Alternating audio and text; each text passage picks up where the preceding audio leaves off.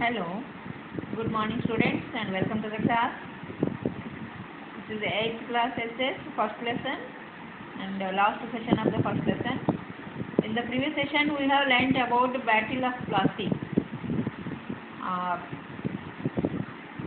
Battle of Plassey में सिराजुद्दौला को हरा दिया है और ब्रिटिशर्स ने इंडिया में अपना रूलिंग स्टार्ट किया है।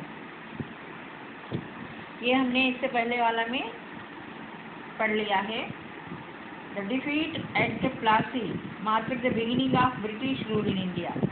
मीन्स ये प्लासी बैटल में डिफीट करके और ब्रिटिश रूल इंडिया में स्टार्ट किए, बिगिनिंग हो गए। This war was to be the turning point in the history of India. ये जो बैटल ऑफ प्लासी वार जो है इंडिया की हिस्ट्री में एक turning point.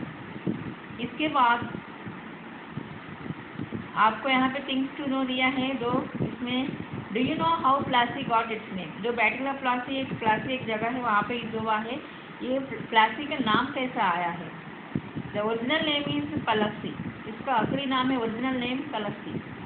पलस्सी means the trees of palash, khakra. पलश की ट्रीज आता है, उसमें सैफरन कलर की, ऑरेंज कलर की जो फ्लावर्स होते हैं और वो फ्लावर्स को यूज़ करके होली के लिए कलर बनाते हैं और उसका हिंदी में खाकरा भी नाम बोलते हैं। और वहाँ पे ये पलश का ट्री ज़्यादा होने की वजह से उस जगह का नाम पलस्सी है और ये पलस्सी धीरे धीरे प्लासी बना लिया है। ये है इसका ओरिजिनल नेम है पलस्सी।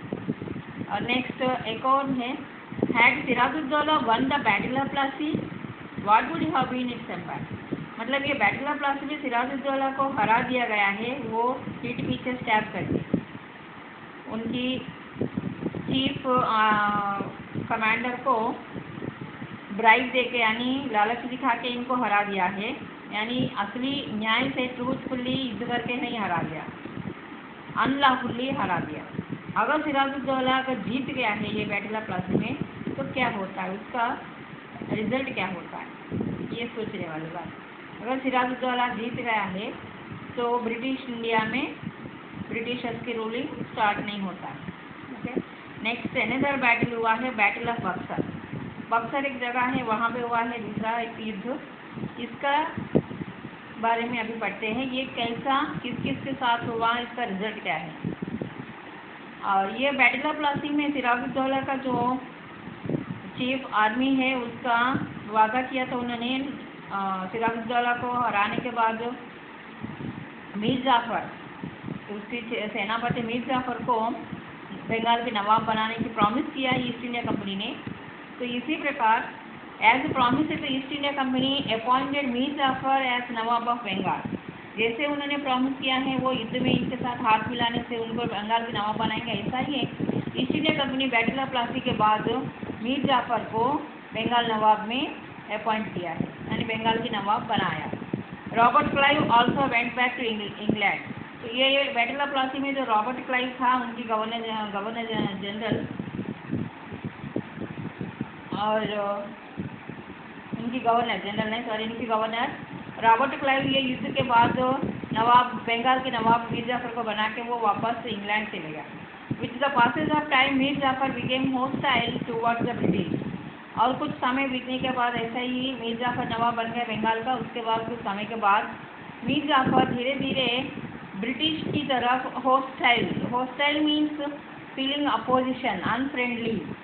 मतलब ब्रिटिश वाला का हेल्प से ये युद्ध हरा के उनका नवाब बन गया है, बट बाद में ब्रिटिश वाला के अगेंस्ट बन गया है, अनफ्रेंडली। ब्रिटिश वाला का अनफ्रेंडली बन गया है मीर जाफर, उनके अगेंस्ट, ब्रिटिशर्स के अगेंस्ट बन गया है। The company decided to replace him with his son in law Mir Qasim. इसलिए मीर जाफर यानी कंपनी की फ्रेंडली नहीं हुआ है, अगेंस्ट कर रहा है। इसलिए उन्होंने क्या ये सोचा है, मीर जाफर को हटा के बंगाल के नवाब में मीर जाफर को हटा के उनकी ही सन इन लॉ मीन्स उनकी दामाद मीर कासिम को नवाब बनाने का किया है। Mir Qasim was an efficient, discipline and clever ruler.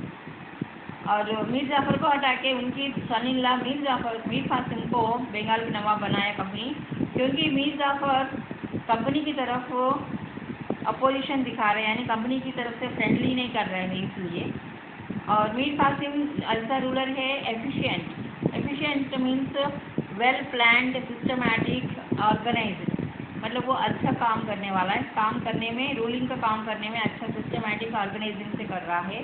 And discipline and clever ruler, discipline से अपना, और वेरी क्लेवर रूलर, ये सभी उनकी गुण बता रहे मीर कासिम के बारे में। He was an efficient, discipline and clever ruler. The problem arose between Nawab and the company on account of non-payment of taxes. जब मीर कासिम नवाब बनने के बाद भी फिर से कंपनी और ये बंगाल नवाब के बीच में प्रॉब्लम आ गया है।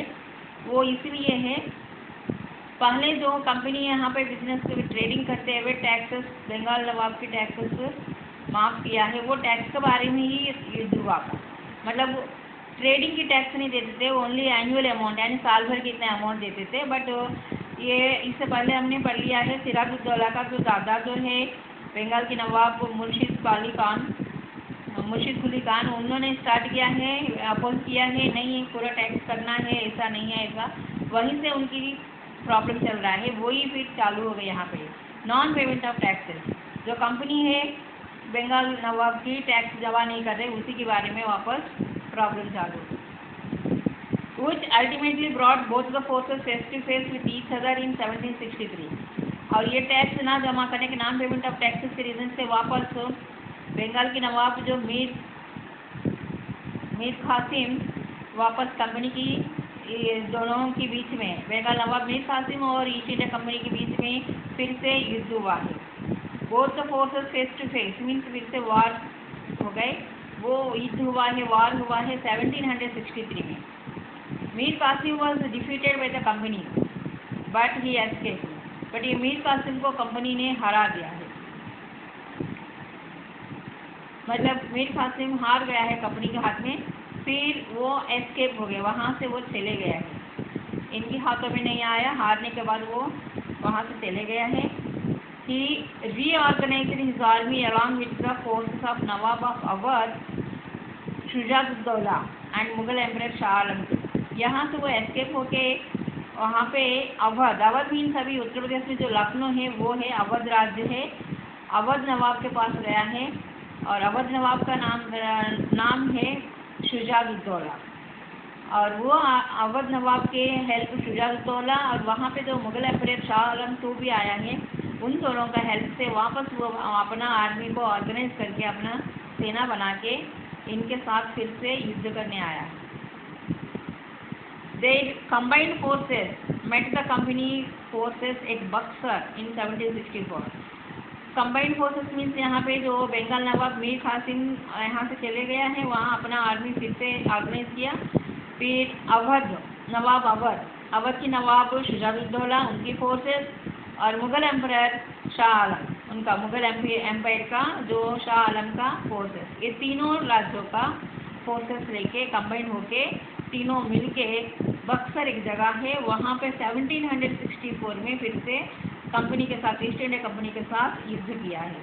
The British East India Company won the war and all of a sudden Bengal, Awadh and Mughal empire was under their control. But ये बक्सर में जो 1764 में ये युद्ध हुआ है, तीनों